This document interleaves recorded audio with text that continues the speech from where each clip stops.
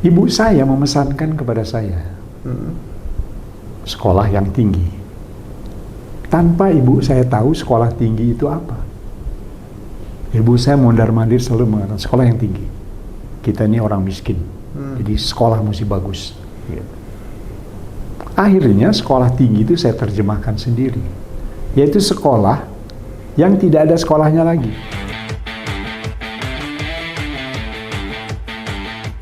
Halo Sobat Bima, kembali lagi kita di Binara Podcast di bawah naungan Politeknik Bina Madani. Kali ini kami mengunjungi tamu yang sangat luar biasa, tamu yang terhormat, Bapak Fahmi Idris. Selamat datang Bapak di podcast kami, mungkin bisa menyapa adik-adik mahasiswa dan rekan-rekan. Selamat datang, Saudara Dendi. Assalamualaikum warahmatullahi wabarakatuh. Ya, terima kasih Pak. Pak, kita ngobrol-ngobrol sedikit nih Pak. Tadi kita melihat kesibukan Bapak jam segini tadi baru pulang dari aktivitas di luar, padahal kondisi pandemi. Ya. Saya jadi penasaran nih, di usia saya segini aja sering sakit-sakitan, Bapak kayaknya masih asik gitu loh. Kira-kira apa sih Pak rahasia hidup sehatnya sampai sibuk sedemikian padat tapi masih bisa menikmati hidup gitu? Ya ada juga sakit-sakitan. Kan saya nggak bilang sama saudara kan. Iya Pak. Ada lah, namanya manusia kan. Apalagi udah usia begini. Kegiatan yang saya lakukan di berbagai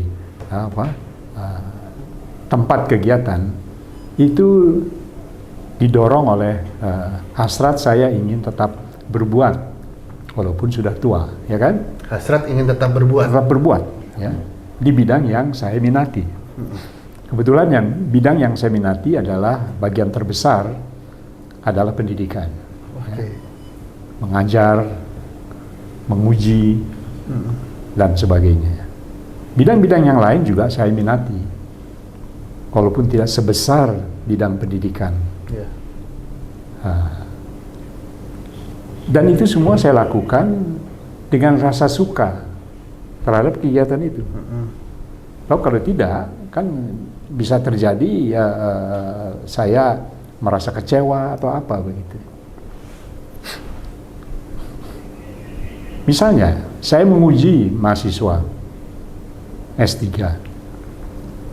yang dia tidak bisa menguasai mata pelajaran yang dia telah susun di dalam satu disertasi.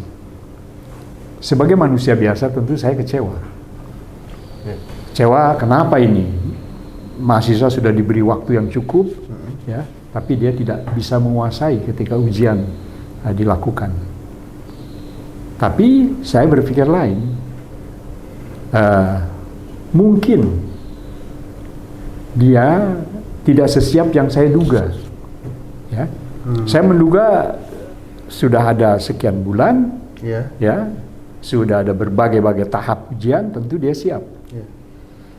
Tapi kita harus berpikir bahwa kita menyatakan dia siap, tapi belum tentu dia siap. Ya, nah, itu harus kita terima sebagai satu kenyataan bahwa yang kita harapkan belum tentu bisa terjadi. Apalagi mempelajari satu ilmu tertentu yang tingkat kesulitannya itu tinggi. Apalagi itu sudah pada level S3, ya tidak sederhana. Jadi saya tidak pernah kecewa itu. Tidak pernah kecewa bahwa mahasiswa saya ketika ujian dia tidak siap. Dan itu menjadi standar saya bagi saya bahwa ketika saya ujian nanti saya harus siap betul. Ya, siap menguasai ilmu yang saya pelajari, yang telah saya susun, yang telah saya teliti, ya, dalam satu disertasi, dan siap menghadapi para penguji yang super pintar itu. Jadi menghadapi para penguji itu ya tidak sederhana, gitu. Tapi dengan persiapan yang terus-menerus kita lakukan, insya Allah bisa kita atasi itu kesulitan. Oke, berarti sebenarnya sederhana ya rahasianya Bapak tuh ya. Kerjakan, berbuat yang disukai, itu kemudian bisa memahami orang lain. Oke, Bapak sampai sekarang ini masih, saya lihat masih aktif tuh, ada di beberapa perusahaan Itu masih aktif, Pak? Kalau perusahaan berbeda tadi dengan dunia pendidikan. Betul. Di perusahaan itu saya hanya aktif sebagai atau pada level komisaris, pengawas dan sebagainya. Tapi itu kan tetap butuh perhatian ekstra, iya, betul. Pemikiran yang luar biasa, betul. Pak. Tapi kan berbeda dengan kalau misalnya saya bertindak sebagai direksi. Nah, itu kan membutuhkan seperangkat pemikiran yang lebih detail lagi begitu. Dan berusaha itu juga satu hobi saya, kesukaan saya, sama dengan di bidang pendidikan tadi. Saya menyukainya dan sebagainya. Sehingga dengan kata lain, di dua dunia itu saya berkiprah memang. Di dunia pendidikan dan di dunia usaha. Dunia pendidikan dan dunia selengkap lah. Usaha, ya. Oke, tapi Bapak juga orang ketahuinya Bapak ini mantan menteri, ya kan?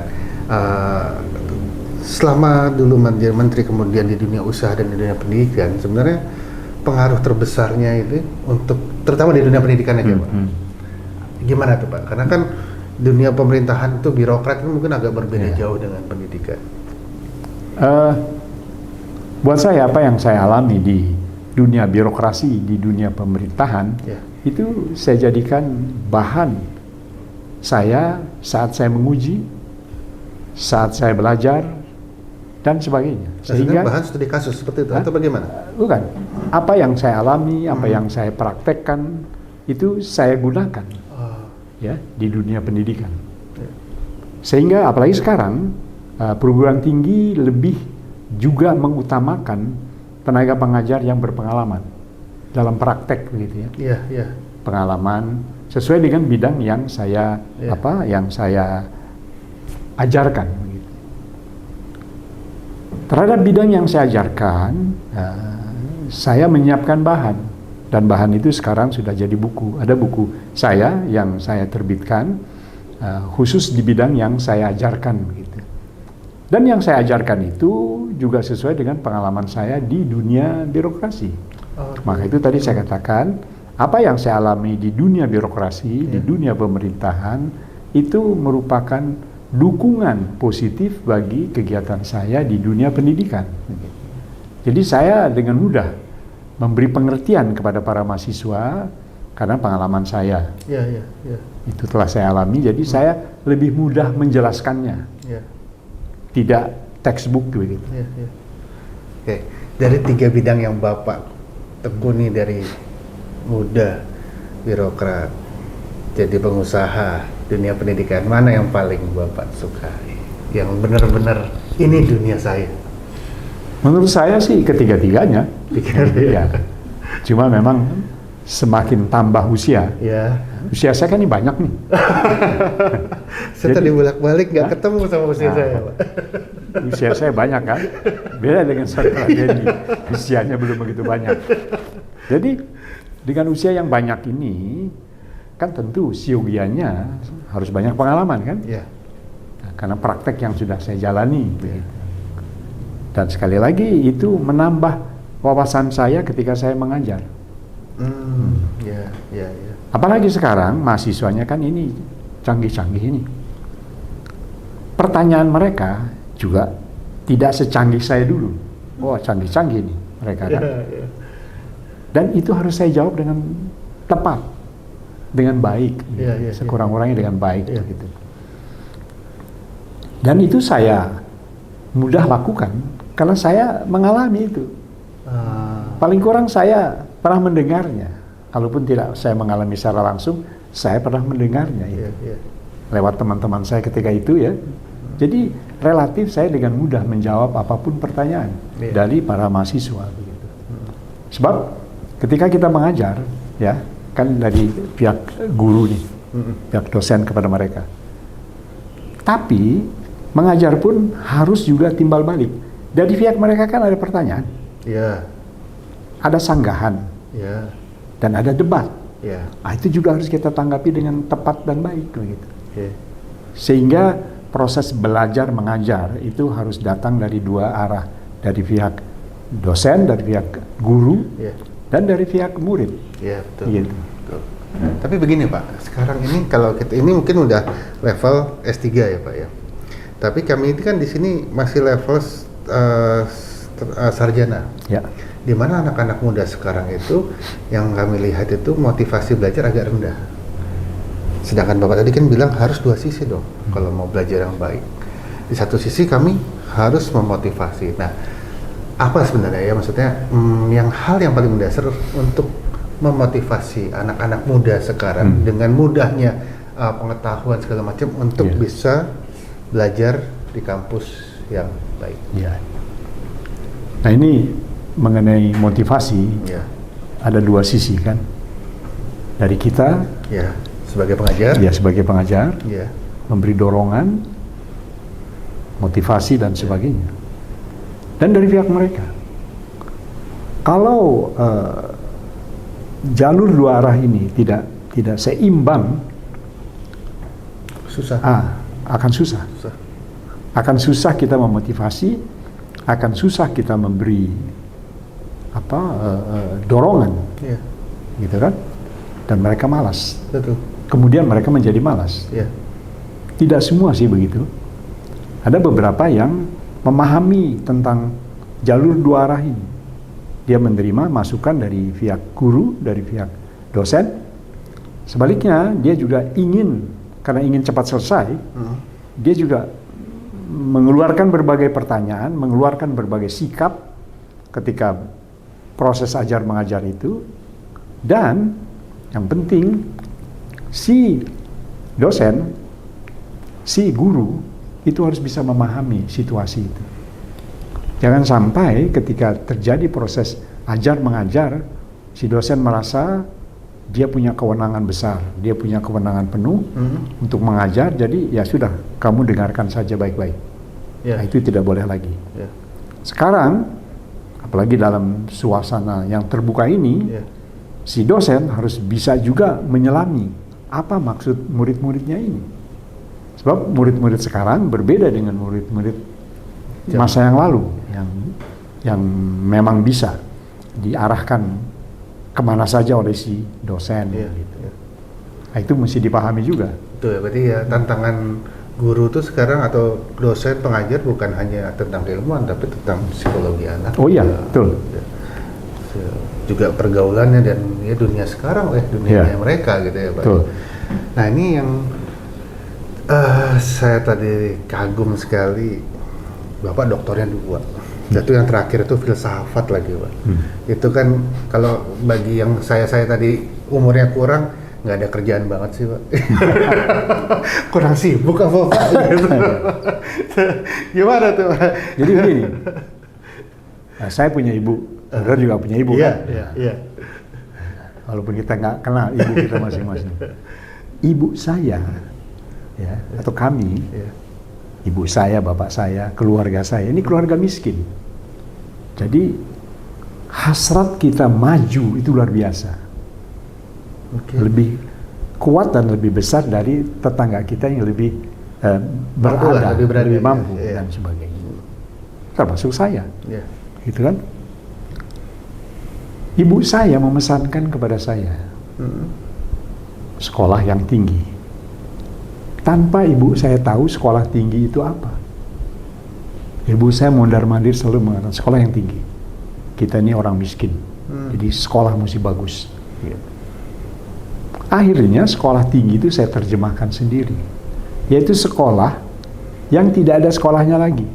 Sekolah yang tidak ada sekolahnya lagi. Kalau tadi kita berbicara mengenai politeknik, setelah selesai itu kan ada sekolahnya lagi kan? Oh iya kan? S2. Dan seterusnya. Habis gitu. S2, S3. S3 selesai. Berhenti di situ kan. Itu terjemahan saya. Maksud dari ibu saya yang meminta anaknya sekolah yang tinggi, yaitu sekolah yang tidak ada sekolahnya lagi. Dan itu alhamdulillah saya telah tunaikan, begitu kan? Kenapa saya mengambil sampai 2? Saya terdorong oleh tantangan teman-teman saya. Manajemen SDM nggak begitu susah lah tuh. Siapa juga bisa. Oke, terus Lalu, ada sekolah yang susah. You masukin itu. Apa itu? Filsafat. Iya, Nah, itu susah pelajaran. Kalau you bisa, you jago begitu. Itu juga ya. Jadi karena tantangan, Pak? Hah? Karena ditantang? Ditantang saya. Tantang. Saya pikir ya bismillah lah ya. Nah, ya saya tempuh lah gitu. Dan tadi rumus sekolah tadi harus menggembirakan hati. Iya. Jangan kemudian sekolah itu dianggap aduh apa sih ini? Iya. Gitu kan? Iya. Susah-susah benar sih Iya, gitu kan? Betul. Dia yang nggak sekolah aja tuh Bisa sukses begitu gitu. Kenapa harus? Nah, itu Pak menarik. Jadi saya sekalian minta pendapat Bapak. Dia nggak sekolah aja bisa seperti itu. Kenapa saya harus sekolah? Ini juga banyak di kalangan anak muda sekarang itu kerja aja dulu lah. Sekolah mah ngapain nanti aja lah. Gitu. Iya, nah kalau menurut Bapak itu gimana? Sekolah dulu atau kerja dulu? Kalau untuk anak-anak muda sekarang. Bekerja itu penting, ya kan? Ya. Sekolah itu lebih penting. Nah. Orang yang nggak sekolah tapi hebat gitu kan? Pernah dengar nama Lim Siu Leong kan? Lim Siu Leong, iya. Nggak sekolah dia, Iya. tapi kan hebat itu. Iya, kayak raya udah kurang apa ya. Iya. Tapi yang begitu kan tidak semua orang. Iya. Tuhan memberi bagian-bagian kehidupan ini pada seseorang sesuai dengan rumusnya Tuhan, dan rumusnya Tuhan cuma Tuhan yang tahu, kita nggak tahu. Jadi bekerja itu untuk kehidupan kita, ya, agar kita mandiri dan sebagainya. Sekolah itu untuk lebih memandirikan kita, gitu kan? Sebab zaman bagaimanapun, yang orang tidak bisa hindari adalah berpikir. Itu pasti ditemui. Berpikir itu adalah merupakan bagian dari kehidupan manusia.